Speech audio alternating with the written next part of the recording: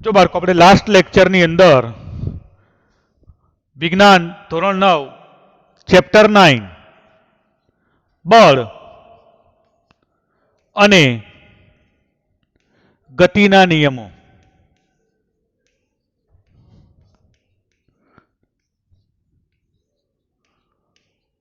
નો ભાગ 1 નો અભ્યાસ કર્યો તો હવે પાર્ટ 2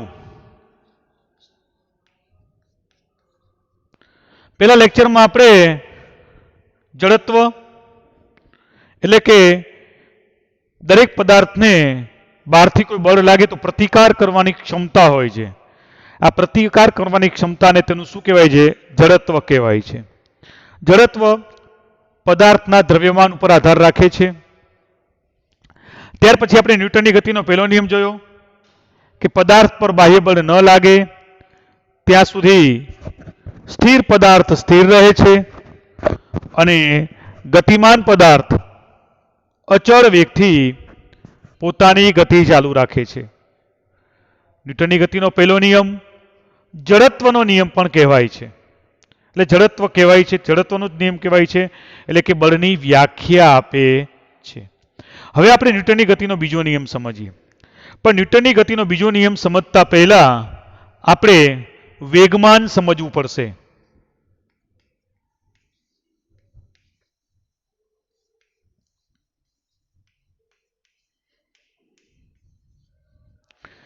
વેગમાન વેગ ખરો પણ એ દિશા સાથેનો વેગ. બરાબર? વેગ કરતા કંઈક વધારે. તો વેગમાન કોને કહેવાય? પદાર્થના દળ અને વેગના ગુણાકારને વેગમાન. પદાર્થના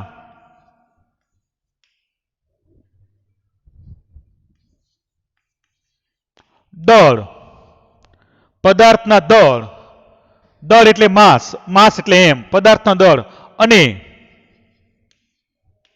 વેગ, વેગ એટલે ગતિ, વેલોસિટી, વેગ ના ગુણાકારને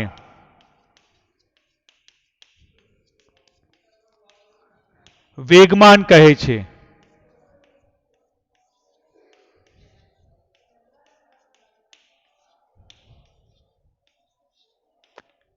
પદાર્થનો દળ એટલે માસ, જથ્થો અને વેગ ના ગુણાકારને વેગમાન કહેવામાં આવે છે.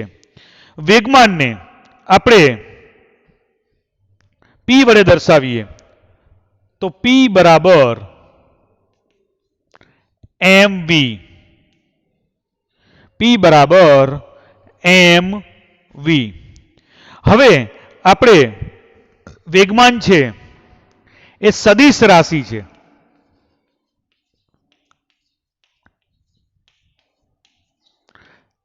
એટલે કે તેને દર્શાવવા માટે દિશાની પણ જરૂર પડે છે. બરાબર? સદિશ રાશિ છે. દાખલા તરીકે આપણે કોઈ એક પથ્થર લઈએ અને રાઈટ સાઈડમાં જોરથી ફેંકીએ, એટલે સામેની બાજુ હું ફેંકું છું, જુઓ. બરાબર છે? તો જે દિશામાં ફેંકું એ દિશામાં જ, જે દિશામાં બળ લગાડવું એ દિશામાં જ પદાર્થ ઉપર અસર થાય છે અને એ દિશામાં જ એનો વેગ મળે છે. તો વેગમાન છે એ દળ અને વેગ બંને ઉપર આધાર રાખે છે. કઈ રીતે? એક સામાન્ય ઉદાહરણ દ્વારા સમજીએ. 2 થી 3 ઉદાહરણ લઈએ. એક સાયકલ છે એ 10 કિલોમીટરની ઝડપ, સોરી 5 કિલોમીટરની પ્રતિ કલાકની ઝડપથી તમે દોડાવી જાઓ છો અને એ સાયકલ 5 કિલોમીટર પ્રતિ કલાકની ઝડપે દોડી અને કોઈ એક દિવાલ સાથે તમે અથડાતા મૂકો છો તો દિવાલ પડી નહીં જાય, સાયકલને થોડું ઘણું નુકસાન થશે. સાયકલનું વજન ઓછું છે, સાયકલનું દળ ઓછું છે, સાયકલનો માસ ઓછો છે. હવે એની જ જગ્યાએ તમે એક ટ્રક લઈ લો, 16 પૈડાવાળી ટ્રક છે, એને 5 કિલોમીટર પ્રતિ કલાકની ઝડપે ધીરે ધીરે ચલાવો. જેટલી સાયકલ ચલાવી એટલી જ ઝડપ છે એની. એટલી જ ઝડપ છે, એટલો જ વેગ છે, અને એ જ દિવાલ સાથે તમે અથડાવશો તો દિવાલ પડી જશે. તો વેગમાન છે એ વેગ ઉપર આધાર રાખે છે. એવી જ રીતે વેગમાન દળ ઉપર આધાર રાખે છે. એવી જ રીતે વેગમાન વેગ ઉપર પણ આધાર રાખે છે. સરખા જ વજન ધરાવતી બે ચણોઠી લ્યો અથવા તો બે મગના દાણા લો. એક મગના દાણાને તમે હાથથી જોરથી ફેંકશો, તમે મેળાની અંદર ઓલા ફુગ્ગા લાગેલા હોય અને ફુગ્ગા ફોડવા માટે તમે જોયો તો મગના દાણા જ હોય અંદર. હાથથી તમે ફેંકશો, ફુગ્ગા સામે અથડાશે, ફુગ્ગો ફૂટશે નહીં. પણ એટલા જ વજનનો બીજો મગનો દાણો બંદૂકની ગોળી એરગન દ્વારા ફોડશો, એનો વેગ વધારે છે, તેની તાકાત વધારે છે, માટેનું બળ વધે છે, માટેની પરિણામી અસર વધે છે. તો વેગમાન કઈ કઈ રાશિ ઉપર આધાર રાખે છે? દળ અને વેગ પર આધાર રાખે છે. બરાબર. તો વેગ કરતા કંઈક વધારે આપે છે અને સદિશ રાશિ છે, એટલે કે વેગની દિશામાં છે.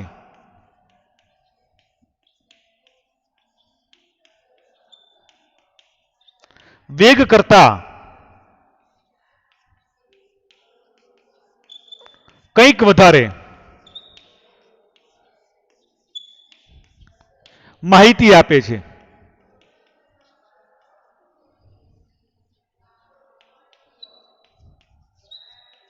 વેગ કરતા કંઈક વધારે માહિતી આપે છે. બરાબર સમજાઈ ગયું ને? વેગ કરતા કંઈક વધારે માહિતી આપે છે. કોઈ એક એમ કહે કે ભાઈ હું તો યાર 5 કિલોમીટરની ઝડપે આવ્યો તારા ઘરે ઝડપથી, બરાબર, સાયકલ ઉપર 5 કિલોમીટર પ્રતિ કલાકની ઝડપે આવ્યો, બરાબર છે. હવે એની પાછળ તમારો બે મિત્ર બેસાડી દો અને એ તો આવે અને ફ્રેશ લાગે, પણ એ જ સાયકલની અંદર 5 કિલોમીટર પ્રતિ કલાકની ઝડપે ડબલ સવારીમાં તમારા ઘરે તમારો મિત્ર આવે તો એનું બળ, એનો થાક પોતે એકલો આવ્યો એના કરતા વધારે હોય. તો વેગમાન છે એ વેગ કરતા કંઈક વધારે માહિતી તમને આપે છે. હવેનો એકમ, વેગમાનનો એસઆઈ એકમ.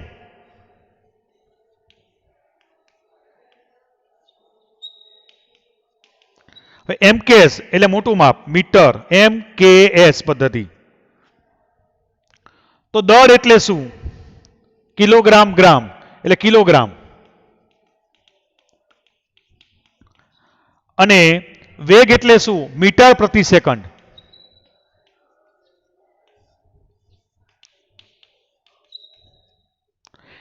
અને સીજીએસ એટલે નાનો એકમ, સેન્ટીમીટર, ગ્રામ, સેકન્ડ. તો કિલોગ્રામનું ગ્રામ, સેન્ટીમીટર,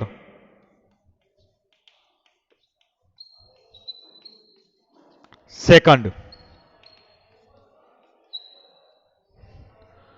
તો વેગમાન એટલે શું? પદાર્થના દળ અને વેગના ગુણાકારને પદાર્થનું વેગમાન કહેવામાં આવે છે. તે સદિશ રાશિ છે, વેગની દિશામાં છે, વેગ કરતાં કંઈક વધારે માહિતી આપે છે. તેનો એકમ કિલોગ્રામ, મીટર પ્રતિ સેકન્ડ અને નાનો એકમ ગ્રામ, સેન્ટીમીટર પ્રતિ સેકન્ડ છે. સમજાઈ ગયું? લખી નાખો.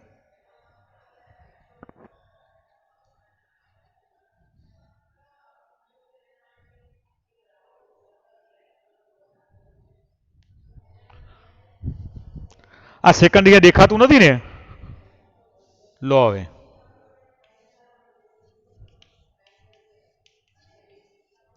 દેખાણું? લખી નાખો.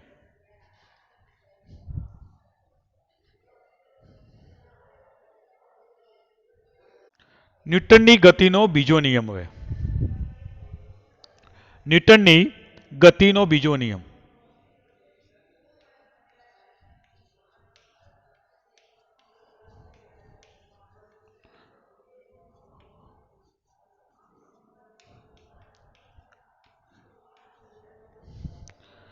ન્યૂટનની ગતિનો બીજો નિયમ. તો જો ન્યૂટનની ગતિનો બીજો નિયમ શું છે? પદાર્થમાં વેગમાં થતા ફેરફારનો દર તેના પર લાગુ પાડેલ બાહ્ય બળના સમપ્રમાણમાં હોય છે. પદાર્થના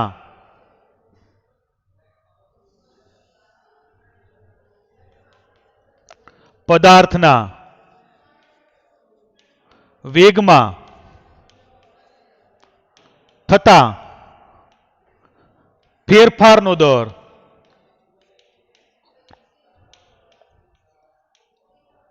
તેના પર લાગુ પાડેલ બાહ્ય બળ ના સમપ્રમાણમાં હોય છે.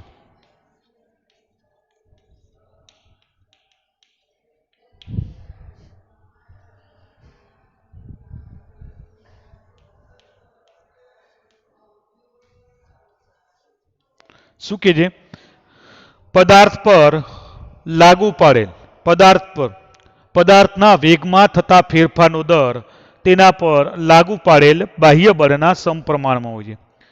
તમે સ્કૂલની અંદર તમારા આપણે યોગના શિક્ષક એટલે કે વ્યાયામના ટીચર જે તમને બહાર લઈ જાય અને ગોળા ફેંકની રમત રમાડે. કેટલાક છોકરાઓ કે કેટલાક વિદ્યાર્થી મિત્રો એ દડો જે ફેંકવાનો પ્રયત્ન નજીક જ પડે કારણ કે બળ ઓછું લગાડે છે. અને કેટલા ઘટ્ટા હોય જોરદાર એ જોરથી દડો નાખે તો દૂર સુધી પહોંચે કારણ કે એ લોકો બળ વધારે લગાડતા હોય છે. એટલે જેટલું બળ વધારે એમ વેગ વધારે એમ વેગમાન વધારે. જેટલું બળ ઓછું એમ વેગ ઓછો અને વેગમાન ઓછું હોય છે. એટલે કે પદાર્થના વેગમાં ફેરફારનો દર તેના બાહ્ય બળના સમપ્રમાણમાં એટલે બળ વધારે લગાડો તો વેગમાન વધે, પરિણામી અસર વધે. બળ ઓછું લગાડો વેગમાન ઘટે અને પરિણામી અસર પણ ઓછી હોય છે. હવે આપણે એની સાબિતી આપીએ છીએ. ન્યૂટનનો ગતિનો બીજો નિયમ F બરાબર ma તારવો એટલે કે ન્યૂટનના ગતિના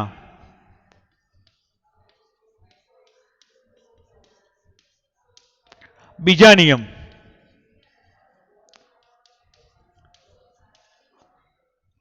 તારવો કે એની સાબિતી આપો. ન્યૂટનની ગતિનો બીજો નિયમ તારવો. બહુ સરળ છે બાળકો, એકદમ સરળ છે. F બરાબર ma આપણે હમણાં જ જોઈ ગયા હતા. વેગમાન માટે શું છે? P બરાબર ma. પણ જો ધારો કે કોઈ એક પદાર્થ છે,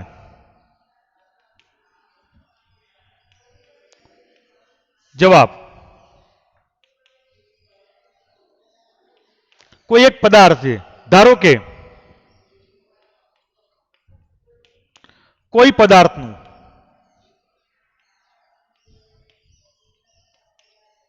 દળ એમ છે. દળ એટલે દળ એમ ગ્રામ છે. દળ એટલે વજન, માપ, માસ, જથ્થો વગેરે. તેનો પ્રારંભિક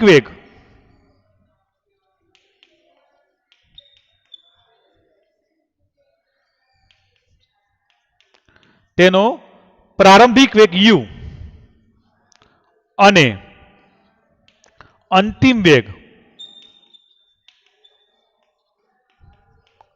v છે. વેગમાન P દર્શાવતા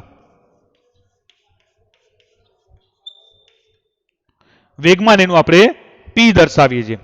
બરાબર છે? વેગમાન આપણે P દર્શાવીએ છીએ. તો જુઓ હવે પ્રારંભિક વેગમાન કેટલું હોય?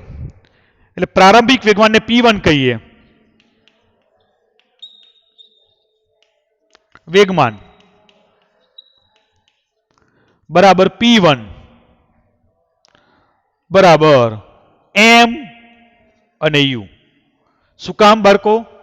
વેગમાન બરાબર દળ ગુણ્યા વેગ ના ગુણાકારને વેગમાન કહેવાય. એટલે પ્રારંભિક વેગમાનને આપણે P1 કહીએ. દળ એટલે વજન અને શરૂઆતનો વેગ કેટલો છે? u. અંતિમ વેગમાન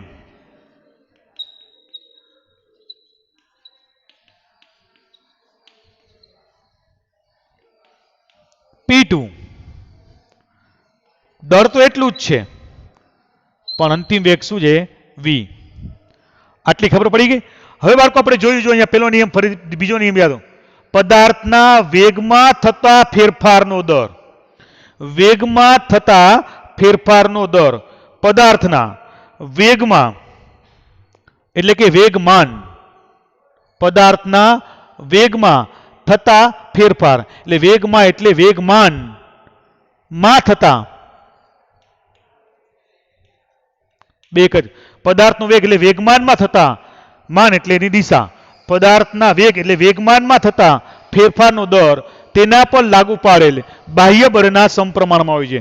આ ન્યૂટનની ગતિનો બીજો નિયમ છે. એટલે જો આપણે શું લખીએ છીએ, એફ બરાબર વેગમાનમાં થતો ફેરફાર.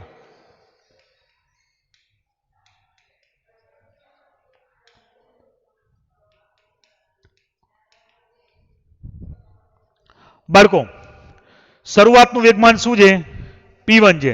અંતિમ વેગમાન શું છે, p2 છે.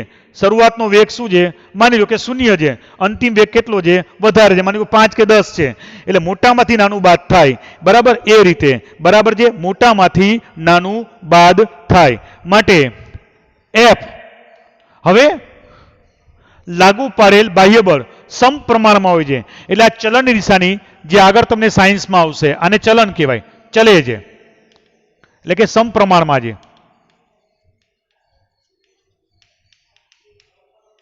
એટલે ચલે છે ની નિશાની એટલે એફ આને શું કહેવાય છે, ચલે છે, પ્રમાણમાં છે. શું છે, પ્રમાણમાં છે.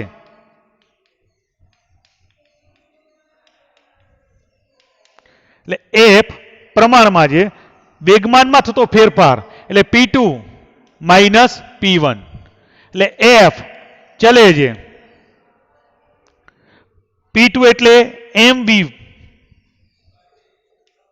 માઇનસ mu માટે એફ ચલે છે, એમ કાઢી નાખો, v minus u. v minus u. હવે જુઓ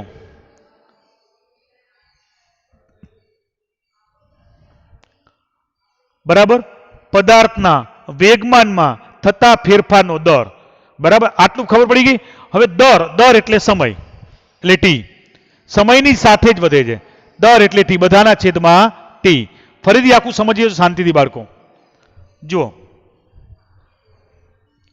શું કે ધ્યાનથી સમજો. આપણે ટુકડે ટુકડે તમને ભણાવ્યું. પેલા વેગ લખ્યો, એમાં વેગમાન ઉમેર્યું, માન એટલે દિશા. એટલે પદાર્થના વેગમાનમાં થતા ફેરફારનો દર, દર એટલે સમય, સમયની સાથે વેગમાં એટલે કે વેગમાં અને વેગમાનમાં ફેરફાર થાય. તમે ગાડી સ્ટાર્ટ કરો ત્યારે શરૂઆતમાં તમારી 0 સેકન્ડ હોય, પણ 5 સેકન્ડની અંતે તમારો વેગ વધી જાય એટલે વેગમાન તમારું વધી જાય, બરાબર છે. સમય ઘટે તો વેગમાન એના ઉપર આધાર રાખતા હોય છે. એટલે એફ ચલે છે p2 માઇનસ p1 ના છેદમાંથી. એટલે એફ ચલે છે p2 એટલે mv અને p1 એટલે mu ના છેદમાં t. બંનેમાંથી m સામાન્ય કાઢી નાખો એટલે v માઇનસ u ના છેદમાં t. એટલે બાળકો શું થશે, એફ ચલે છે ma ના છેદમાં t. શું કામ, તો આપણે ગતિના પાઠમાં શીખી ગયા કે v માઇનસ u ના છેદમાં t બરાબર a બરાબર પ્રવેગ. v માઇનસ u ના છેદમાં t બરાબર વેગ બરાબર પ્રવેગ. નથી દેખાતો આપણે ફરીથી સમજી લઈએ, સાઈડમાં લખીએ. એટલે કે v માઇનસ u ના છેદમાં t બરાબર a બરાબર પ્રવેગ. માટે f ચલે છે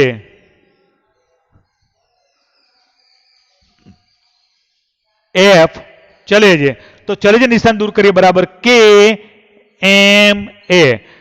એટલે એફ ચલે છે કે એમ એ બરાબર. જો કે બરાબર કે એટલે સપ્રમાણતા અચળાંક, કે બરાબર સપ્રમાણતા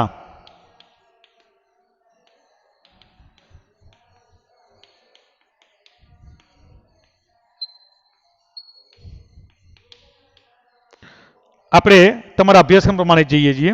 જો ધ્યાન આપો,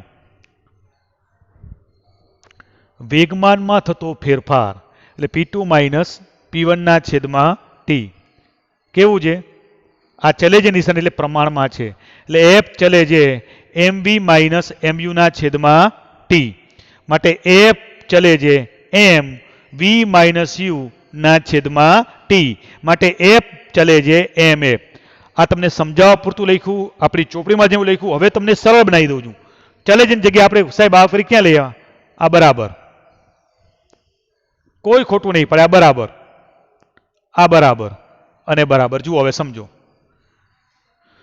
બળમાં થતો ફેરફાર એટલે P2 માઇનસ P1 ના છેદમાં t કારણ કે શું છે વેગમાનના દર એટલે સમય વેગમાનના દરના સમપ્રમાણમાં છે એટલે P2 માઇનસ P1 ના છેદમાં t બરાબર હવે F બરાબર P2 એટલે mv માઇનસ mu ના છેદમાં t માટે F બરાબર m કોમન કાઢો v માઇનસ u ના છેદમાં t માટે F બરાબર ma જ્યાં a બરાબર v માઇનસ u ના છેદમાં t બરાબર a બરાબર પ્રવેગ તો F બરાબર ma તમારું સૂત્ર સાબિત થઈ ગયું ટૂંકમાં ન્યૂટનની ગતિનો બીજો નિયમ પદાર્થના વેગમાનમાં થતા ફેરફારનો દર તેના પર લાગુ પાડેલ બાહ્ય બળના સમપ્રમાણમાં હોય છે ન્યૂટનની ગતિનો બીજો નિયમ F બરાબર ma ધારો કે કોઈ એક પદાર્થ છે એનું દળ m છે એનો શરૂઆતનો વેગ u છે અંતિમ વેગ v છે વેગ હંમેશા સમય ઉપર જ આધાર રાખે બરાબર એનું વેગમાન p છે એટલે શરૂઆતનું વેગમાન p1 લઈએ તો mu અંતિમ વેગમાન p2 લઈએ તો mv હવે વેગમાનમાં થતા ફેરફાર F બરાબર વેગમાનમાં થતો ફેરફાર એટલે P2 માઇનસ P1 ના છેદમાં t માટે F બરાબર mv માઇનસ mu ના છેદમાં t એટલે આ બધાના છેદમાં t જો એટલો મતલબ જો આ બધાના છેદમાં t છે આ બધાના છેદમાં t છે હવે આ બંનેમાંથી માસ એટલે m કોમન કાઢો તો v માઇનસ u ના છેદમાં t એટલે શું થશે F બરાબર ma એટલે શું છે v માઇનસ u ના છેદમાં t બરાબર a બરાબર પ્રવેગ માટે F બરાબર ma લખી નાખો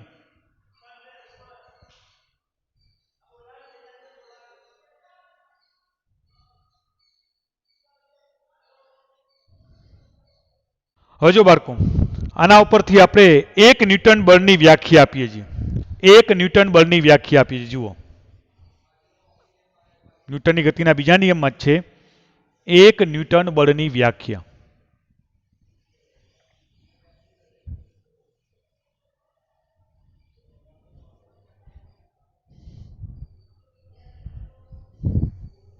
તો આપણે હમણાં સાબિત કર્યું F બરાબર ma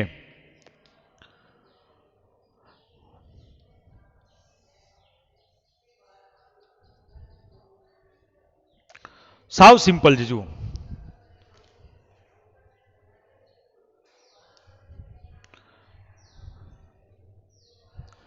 જો 1 કિલોગ્રામ બધામાં એક કિલોગ્રામ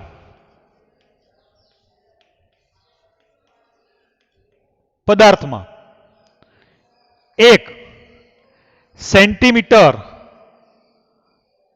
પ્રતિ સેકન્ડ સ્ક્વેર 1 કિલોગ્રામ પદાર્થમાં 1 સેન્ટીમીટર પ્રતિ સેકન્ડ સ્ક્વેર જેટલો પ્રવેગ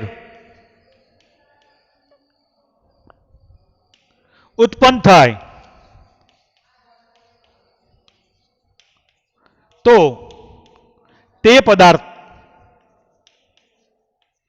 પર 1 ન્યૂટન બળ લાગુ પડે છે તેમ કહેવાય જો દળનો એકમ કિલોગ્રામ છે પ્રવેગનો એકમ સેન્ટીમીટર પ્રતિ સેકન્ડ છે આપણે એમકેએસ પદ્ધતિમાં લઈએ તો મીટર પ્રતિ સેકન્ડ લઈએ તો જો 1 કિલોગ્રામ પદાર્થમાં 1 મીટર પ્રતિ સેકન્ડ સ્ક્વેર જેટલો પ્રવેગ ઉત્પન્ન થાય તો તે પદાર્થ 1 ન્યૂટન બળ ઉત્પન્ન કરે છે તેમ કહેવાય એટલે 1 કિલોગ્રામ પદાર્થમાં 1 મીટર પ્રતિ સેકન્ડ સ્ક્વેર જેટલો પ્રવેગ ઉત્પન્ન થાય તો તે પદાર્થ પર 1 ન્યૂટન બળ લાગુ પડે છે તેમ કહેવાય.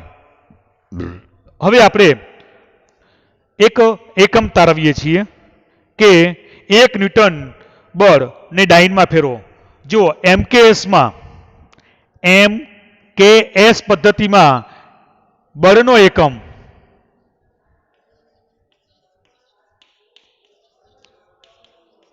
ન્યૂટન છે, કારણ કે ન્યૂટન નામના વૈજ્ઞાનિકે શોધેલ છે.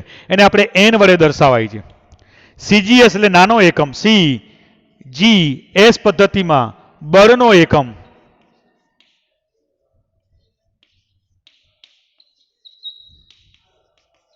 ડાઇન છે. ડાઇન છે. તો મોટા માપ અને નાના માપ વચ્ચેનો સંબંધ તારવવો છે. જેમ કે આપણે 1 મીટર બરાબર 100 સેન્ટીમીટર છે, તો આપણે 1 ન્યૂટન બળ બરાબર કેટલા ડાઇન? તો આપણે જો સંબંધ જોઈએ છીએ, 1 ન્યૂટન બળ બરાબર કેટલા ડાઇન? તો 1 ન્યૂટન બળ બરાબર આપણે હમણાં જ જોયું બળનો એકમ શું છે? આપણે સીજીએસ પદ્ધતિમાં એમકેએસ પદ્ધતિમાં કિલોગ્રામ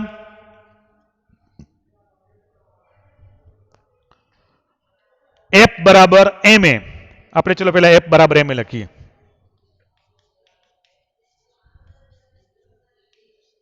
હવે એમકેએસ પદ્ધતિમાં એટલે મોટું માપ બળનો એકમ શું છે? આપણે જોયું 1 કિલોગ્રામ 1 કેજી.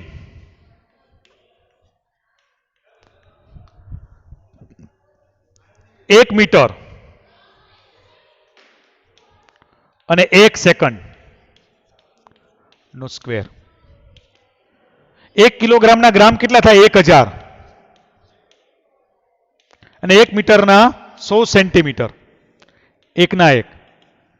જો બાળકો 1 2 3 4 અને 5 એટલે 10 ઉપર 5 ઘાત માટે 1 ન્યૂટન બળ 10 ઉપર 5 ઘાત ડાઇન.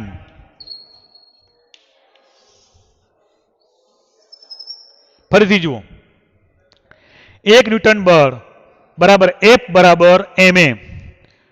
આપણે મોટું માપ એટલે એમકેએસ પદ્ધતિમાં દળનો એકમ કિલોગ્રામ, પ્રવેગનો એકમ મીટર પ્રતિ સેકન્ડનો વર્ગ.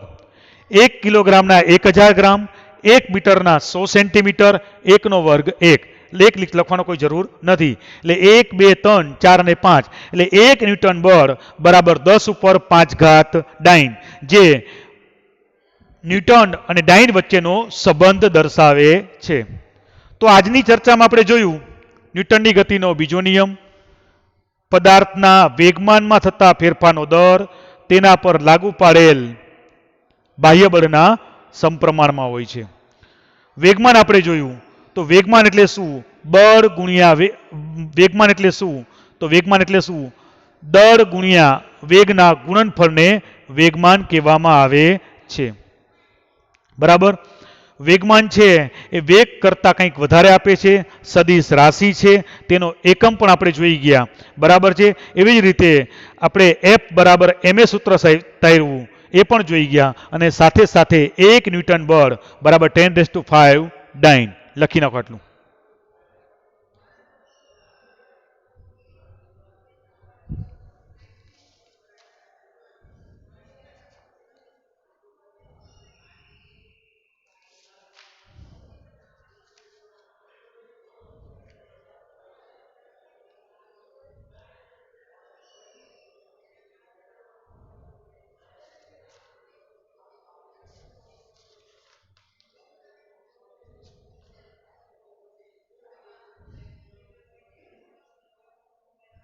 હવે આવતીકાલ મીન્સ કે નેક્સ્ટ લેક્ચરમાં આપણે ન્યૂટનની ગતિના બીજા નિયમ અને પહેલા નિયમનો ઉપયોગ કરીને દાખલા જોઈશું.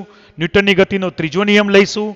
બરાબર? આટલું લઈશું, અને સાથે સાથે ઉપયોગી વેગમાન સંરક્ષણનો નિયમ છે જે આપણા અભ્યાસક્રમમાં કાઢી નાખેલ છે, પણ એનું સૂત્ર તારવીશું, સમજીશું અને એના પર આધારિત થોડાક દાખલા લઈશું. ઓકે, ચલો.